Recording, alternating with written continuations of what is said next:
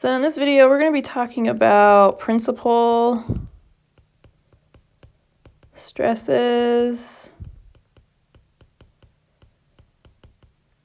and Mohr's circle.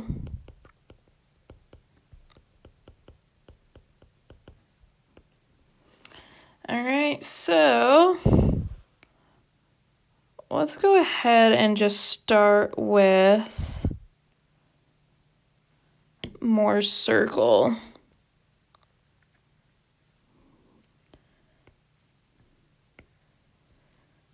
So Mohr's circle is just a kind of a visualized method of helping us figure out our principal stresses. So our principal stresses are going to be sigma 1 and sigma 2. Now Mohr's circle has a center and it also has a radius.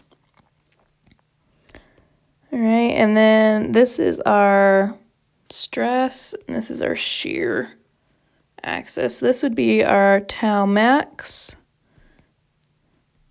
sigma 1, sigma 2. All right, so this comes about when we have an element that is going to have some stress in the x direction, stress in the y direction, and then some shearing, tau xy.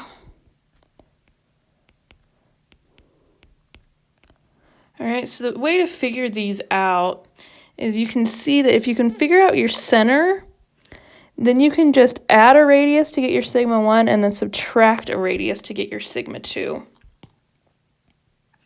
All right, so really, if we can find our center and our radius, we can really figure out anything else that we want, really.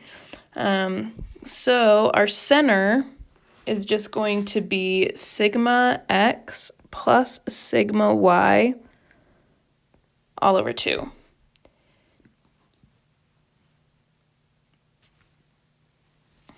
And that's because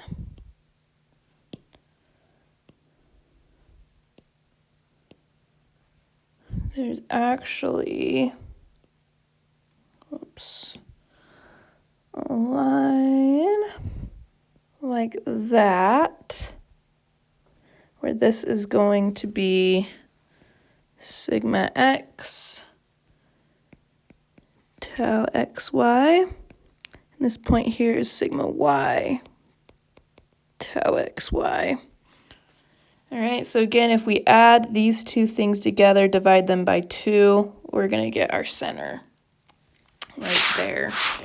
All right, so next we just need to find our radius. And so that we're just going to use the Pythagorean theorem.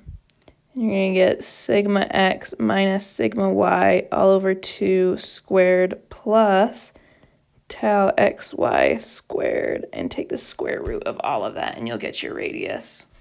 And then again, you can find sigma 1, so your principal stress is sigma 1 and sigma 2 by taking the center and adding the radius, then taking the center and subtracting the radius.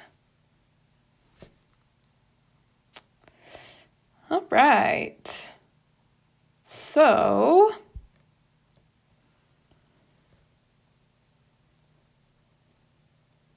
if we have an example, let's go run through an example. Let's say we've got 10 KSI, 10 KSI, 20 KSI, 20 KSI, and tau xy of 5 KSI. All right, and we want to find our principal stresses. So first things first, we're just going to find our center. So that's going to be sigma x plus sigma y all over 2. So 20 KSI plus 10 KSI divided by 2, be 30 KSI divided by 2, so 15 KSI. And for our R, we're going to get the square root of 20 minus 10 over 2 squared plus 5 squared to being the square root of 50, which is about 7.1 KSI. And then we can find sigma 1 as 15 KSI plus 7.1 KSI, which is 22.1 KSI, and then sigma 2, 15 KSI minus 7.1 KSI.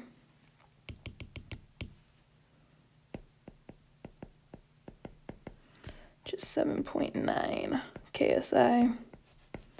All right, so that would be how you would find your principal stresses. So really not too bad. There's a lot more you can do with this, but that's pretty much the basis of it. And I don't think the FE exam would be able to go into much more detail than that. So let's go ahead and just give you one to try on your own. Say you've got an element. You got 15 KSI and 15 KSI and 50 KSI and 50 KSI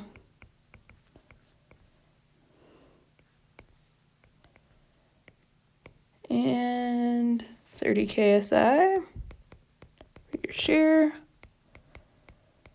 All right, and find your principal stresses, which again are sigma 1 and sigma 2. All right, and then once you have that worked out, you can check your answer with the PDF. It's number 1 and number 2. All right. And that's really all we've got for principal stresses in Mohr's circle.